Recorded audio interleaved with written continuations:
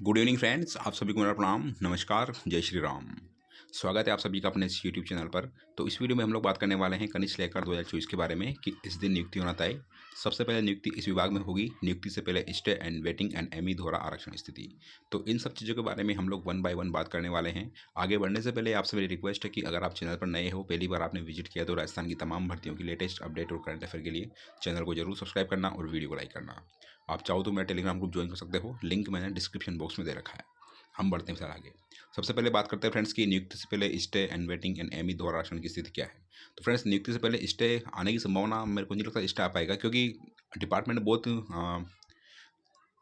जल्दी से काम कर रहा है। जल्दी से मतलब ये हुआ कि मुझे लगता है फ्रेंड्स आपकी ज्वाइनिंग है वो लगभग जनवरी के सेकंड वीक में होने की पॉसिबिलिटी है। स्टे आपकी भर्ती पर तभी आ सकता है क्योंकि आपकी जो भर्ती पर जो पहले स्टे आया था पंकज कुमार वाले मैटर में, उसमें स्टे इस वजह से आया था फ्रेंड्स क्योंकि जो सरकार को जो है बार बार नोटिस मिल रहे थे, अधीनस्थ बोर्ड को बार बार नोटिस मिल रहे थे कोर्ट के, लेकिन अधीनस्थ बोर्ड जवाब नहीं दे रहा था। तो उसके बाद में माननीय न्यायालय ने भर्ती प्रक्रिया पर के जो फाइनल रिजल्ट है उसके ऊपर से स्टे लगा दिया था। ठीक है, तो उसमें लापरवाही बोर्ड की थी, बार बार नोटिस निकलने के बाद में भी वो जवाब नहीं दे पा रहा था, इसकी वजह से आपको स्टे आया था।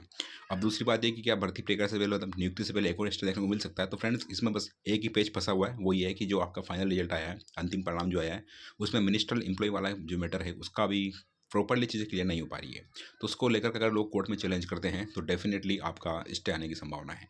ठीक है, हालांकि इसके बारे में आपको पता है फ्रेंड्स कि सरकार ऑलरेडी केवियट दायर करने की सोच रही है, यानी कि डीबी में या सिंगल बेंच में जो भी सूटेबल रहेगा उसमें केवियट दायर करने की सरकार ने सोचा है, ऐसा इन्फॉर्मेशन मिली थी। बट फिलहाल आज कोई भी केवियट दायर नहीं करी गई। आज कोर्ट ओपन हो चुके हैं, आपको पता है फ्रेंड्स कि 1 जनवरी थी, आज कोर्ट ओपन हो चुके हैं और फिलहाल कोई भी केवियट दायर नहीं हो पाई। हमारी जो फाइल थी फ्रेंड्स वो थोड़ी पेंडिंग में, थोड़ी उसमें कुछ प्रॉब्लम्स थी, एरर्स थी, आप मान सकते हो ऑब्जेक्शन टाइप कुछ था, तो आज हम फाइल सबमिट नहीं करवा पाए, बट डेफिनेटली हम जल्दी से जो फाइल सबमिट करवा देंगे। ठीक है, तो नियुक्ति से पहले स्टे संभावना तभी मिलेगी फ्रेंड्स जब अपना स्ट्रॉन्ग पक्ष होगा। आप जो भी कोई वकील आप करोगे या जो भी चीज़ें हैं वो अच्छे से आपके बात रखेंगे माननीय न्यायालय के सामने, तो स्टे आ सकता है। जो मिनिस्टर एम्प्लॉय वाला मैटर है फ्रेंड्स, मैंने आपको कल डॉक्यूमेंट भी दिया था कि जो डीओपी का हवाला दिया था आपने चेयरमैन साहब ने, उसको मैंने आपको मेरे ग्रुप जो टेलीग्राम ग्रुप उसमें मैंने सेंड किया था। आप चाहो तो मेरे टेलीग्राम ग्रुप ज्वाइन कर सकते हो, लिंक मैंने डिस्क्रिप्शन बॉक्स में दे रखा है।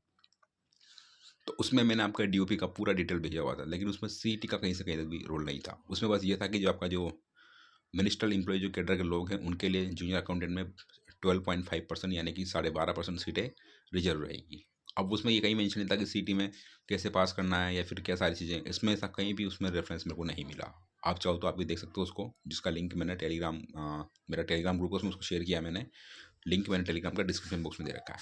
ठीक है, तो मिनिस्टर एम्प्लॉई इसमें एक नेगेटिव चीज़ बनकर आ रही है, बाकी फिलहाल इसके अलावा कोई भी चीज़ ऐसी नहीं है जिसकी वजह से आपकी भर्ती प्रक्रिया पर स्टे है। एक दूसरा मैटर आपने समझा फ्रेंड्स, जो आंसर की को चैलेंज किया गया है कोर्ट में, आंसर की वजह से भी फिलहाल अभी तक बोर्ड ने कुछ बताया नहीं कि क्या सारी चीज़ें या कितने क्वेश्चन का नंबर मिलेंगे या क्या रिजल्ट रिवाइज होगा।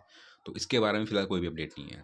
अधीनस्थ बोर्ड दो चीज़ें कर सकता है। पहली बात तो यह है कि वो सिंगल बेंच के फैसले को मान ले और उस पर से जल्दी से अपना जो भी ऑपरेशन है वो स्टार्ट कर दें, और जो लोग अगर मेरिट लिस्ट में आते हैं रिवाइज रिजल्ट होने के बाद में, तो उनको भी वो ज्वाइनिंग दे दें, क्योंकि अधीनस्थ बोर्ड ने भी फिलहाल किसी भी बंदे को ज्वाइनिंग नहीं दी है।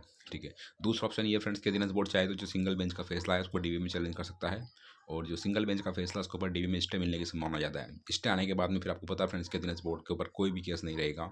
स्टे आने का मतलब ये होता है फ्रेंड्स कि निचली अदालत का जो भी फैसला था वो खत्म हो गया।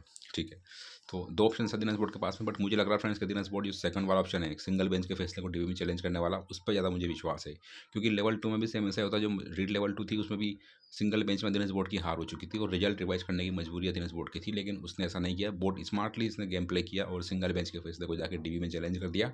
लोग सोचते रहे कि रिजल्ट आएगा रिजल्ट आएगा।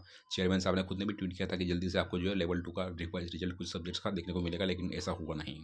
ठीक है, तो पॉसिबिलिटी है फ्रेंड्स कि वो सिंगल बेंच के फैसले को डीबी में चैलेंज करते हैं। तो आपको करना क्या है कि आपके जो भी वकील हैं जिनकी वजह से आपने आंसर की चैलेंज की थी, उनको आपसे प्रॉपर्ली जो है लीगल राय लेना है कि क्या करना है क्या नहीं करना। वो बोलते हैं केवियट दायर कर, तो आपको केवियट दायर कर देना चाहिए डीबी में, ताकि फ्यूचर में आपके लिए कोई भी दिक्कत ना हो। हालांकि ये चीज़ आपके ऊपर डिपेंड करती है। और रही मिनिस्टर एम्प्लॉय कैटेगरी वाले में रेफरेंस, तो आप चाहो तो कोर्ट में केस दायर कर सकते हो, क्योंकि ये चीज़ें माननीय न्यायालय ही डिसाइड करेगा कि वास्तव में आरक्षण कितना सही है मिनिस्टर एम्प्लॉय कैटेगरी का और क्या सारी चीज़ें हैं, तभी ये चीज़ें स्पष्ट हो पाएगी। क्योंकि अपने पास में इतनी पावर नहीं है कि हम किसी से कुछ भी बुलवा लें, ऐसा पॉसिबल नहीं है हमारे लिए। हम लोग लिमिटेड चीज़ें होती है, वो आप समझ सकते हो मैं क्या बोलना चाह रहा हूँ। ठीक है, तो आप चाहो तो फ्रेंड्स याचिका दायर कर सकते हो, गोल्डन चांस अगर आपका 2-3 नंबर से सिलेक्शन नहीं हुआ है तो। ठीक है, बात करते हैं कि नियुक्ति कब तक हो सकती है। तो फ्रेंड्स नियुक्ति आपकी जो मुझे लगता है फ्रेंड्स वो ये है कि फिलहाल आपकी भर्ती प्रक्रिया पर किसी तरह का भी डायरेक्टली स्टे नहीं है, यानी अधीनस्थ बोर्ड ज्वाइनिंग देने के लिए फ्री है।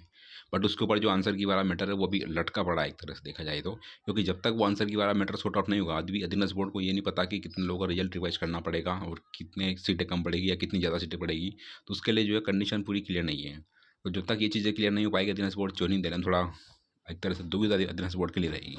तो मुझे लगता है फ्रेंड्स अधीनस्थ बोर्ड ऐसा भी कर सकता है कि अगर वो सिंगल बेंच के फैसले को डिवीजन चैलेंज ना करके अगर रिजल्ट रिवाइज करता है जिन लोगों ने याचिका लगाई है उनका, तो उसके बाद में हो सकता है कि सभी का रिजल्ट रिवाइज हो, या फिर हो सकता है जिन लोगों ने पिटिशनर ने याचिका लगाई उनका रिजल्ट रिवाइज करने के बाद में जो भी टॉप पे रहेंगे मेरिट में उनको ज्वाइनिंग दे देगा।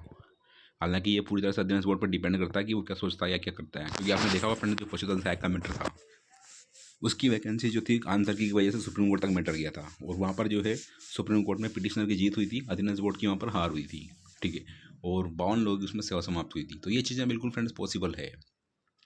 रही आपकी ज्वाइनिंग की बात, तो फ्रेंड्स अभी जो वर्तमान में कंडीशन है उसको अगर देखा जाए फ्रेंड्स, तो आपको पता है कि जो राजस्व मंडल है वो आपका डीवी करवा रहा है। 8 जनवरी तक आपके डीवी होंगे।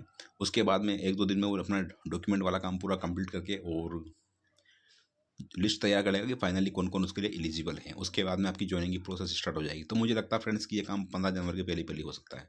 तो कुल मिलाकर ये कि जो आपकी ज्वाइनिंग वाला जो पॉइंट आता है फ्रेंड्स, मैं यही बोलूँगा कि जनवरी के सेकंड वीक में आपकी ज्वाइनिंग होने की संभावना है। लेकिन कंडीशन ये है कि आपकी भर्ती प्रक्रिया पर किसी तरह की कोई भी अड़चन नहीं आना चाहिए। ठीक है, बाकी जो भी चीज़ें होंगी आपको पता है क्या चल रहा है क्या नहीं चल रहा है। और जो लोग याचिका दायर करने की बोल रहे हैं फ्रेंड्स, तो बिल्कुल आप कर सकते हो। आपने इतने पैसे बर्बाद किए, टाइम ख़राब किया और आपको लगता है कि फाइनली आपको कुछ हो सकता है, तो डेफिनेटली आपको याचिका दायर करना चाहिए। बाकी जो भी अपडेट होगी आपको बता दूंगा।